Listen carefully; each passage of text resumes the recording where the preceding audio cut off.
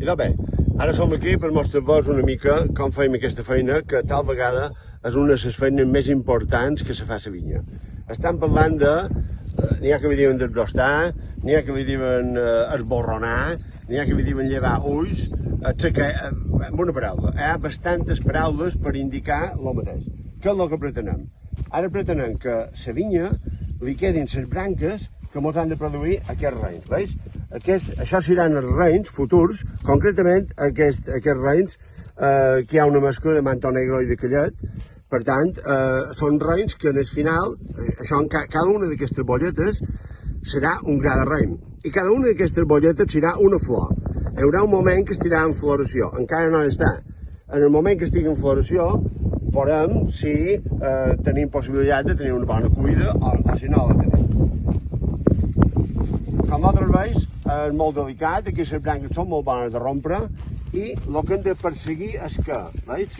Aquí ens han de quedar 2 ulls només a cada trosset de sarment que hem deixat de l'any passat. 2 ulls.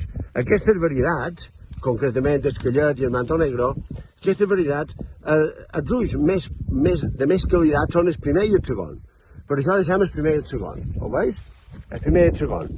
Hi ha altres varietats que veurem més endavant que els ulls de més qualitat no són el primer i el segon, sinó que són el 5è o el 6è.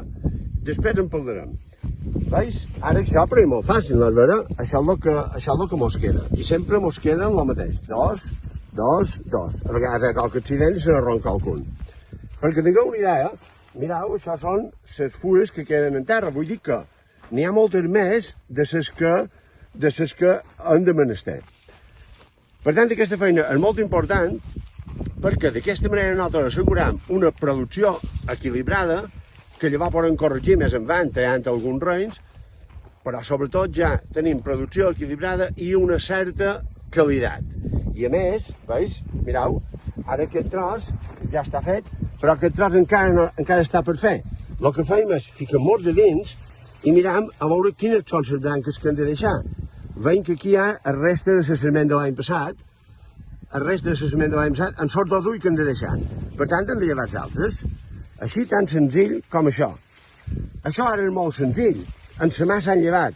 Si estan molt de temps, per això és una feina que s'ha de fer a un moment determinat, si jo ara deia passar 15 dies i no ho faig quan toca, llavors ja he d'anar amb vestidores. A cada sarment l'he de tallar amb vestidores perquè si no m'esqueixa el sec. Si ets al posidor, d'aquesta manera, anant llevant, veus? Aquí mateix, tornant a cercar, veiem el que han de quedar, veus? I de les soques, com és natural, tot aquest no n'hi ha d'haver, ha de quedar ben tallat. Sempre les vestidores a punt.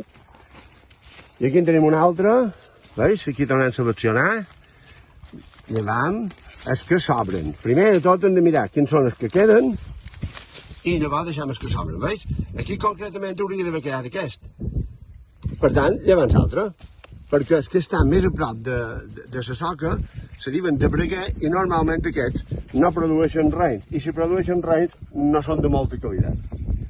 Veus aquí una altra vegada, tornant a tenir l'assessment vea, llevam aquest que serien bessons, veus que són 2, un de l'altre, llevam el bessó, i llavors llevam els que sobren. I així, tota la vinya, mireu vosaltres, la feinada que hi ha és una feina que no hi ha cap màquina que la pugui fer, això ho han de fer els humans, per això el vi realment és un producte amb molt d'amor, amb molta estimació, i que realment quan un bodeguer treu una botella per vendre, treu una mica de la seva vida. Ara vos mostraré un altre sistema de poda. Aquesta és una poda horitzontal, és una poda de braços, que també se diu poda rotllat. Ara en veurem una altra per un altre tipus de varietats.